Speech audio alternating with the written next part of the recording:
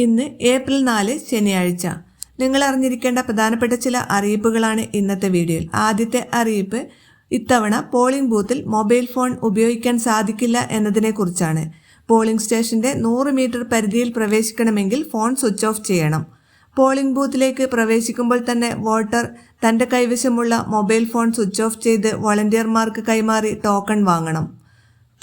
Polling ബൂത്തിന് പുറത്ത് mobile phone deposit facility സൗകര്യം ഒരുക്കണമെന്ന് കേന്ദ്ര തെരഞ്ഞെടുപ്പ് കമ്മീഷൻ കർശന നിർദ്ദേശം നൽകിയിട്ടുണ്ട്. ഇതിനായി കൈത്തറി തുണിയിൽ ഫോൺ സൂക്ഷിക്കാൻ കഴിയുന്ന തരത്തിൽ പ്രത്യേകം പോക്കറ്റുകളുള്ള ബാഗ് തയ്യാറാക്കി വയ്ക്കണമെന്നാണ് നിർദ്ദേശം. എന്നാൽ ചിലയിടങ്ങളിൽ BLO, വോളണ്ടിയർമാർ ഇവരിലാരെങ്കിലും ഫോൺ കൈമാറി ടോക്കൺ വാങ്ങി വോട്ടർമാരെ ബൂത്തിലേക്ക് പ്രവേശിപ്പിക്കാനും നിർദ്ദേശം നൽകുന്നുണ്ട്.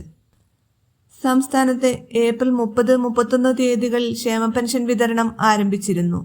ബാങ്ക് അക്കൗണ്ട് വഴി തുക ലഭിക്കുന്നവർക്ക് ഈ തീയതികളിൽ തുക എത്തിച്ചേർന്നു. ഇനി വീടുകളിൽ തുക എത്തിച്ചേരുന്നവർക്ക് ഇപ്പോൾ തുക വിതരണം ആരംഭിച്ചിരിക്കുകയാണ്. മിക്കവാറും ചൊവ്വാഴ്ചയോടുകൂടി തന്നെ കൈകളിൽ പെൻഷൻ തുക എത്തിച്ചേരുന്നവർക്ക് തുക എത്തിച്ചേരും. ഇവർക്ക് 4000 രൂപ ഒരുമിച്ചാണ് ലഭിക്കുക. സ്ത്രീ സുരക്ഷാ പെൻഷന്റെ ആദ്യ വിതരണം ഫെബ്രുവരി മാസത്തിലായിരുന്നു നടന്നത്. 10 ലക്ഷത്തോളം പേർക്കാണ് അന്ന് തുക എത്തിച്ചേർന്നത്. തുടർന്ന് മാർച്ച് മാസത്തിൽ രണ്ടാം ഘട്ട വിതരണവും നടന്നു.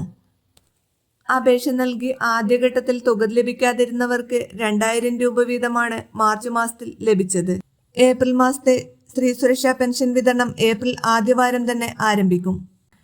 എല്ലാവിധ പെൻഷൻ അറിയിപ്പുകൾക്കും നിങ്ങൾ ഈ ചാനൽ സബ്സ്ക്രൈബ് ചെയ്യുക. ഫേസ്ബുക്കിൽ കാണുന്നവർ ഷെയർ ചെയ്യാനും അതുപോലെ ഫോളോ ചെയ്യാനും മറക്കരുത്.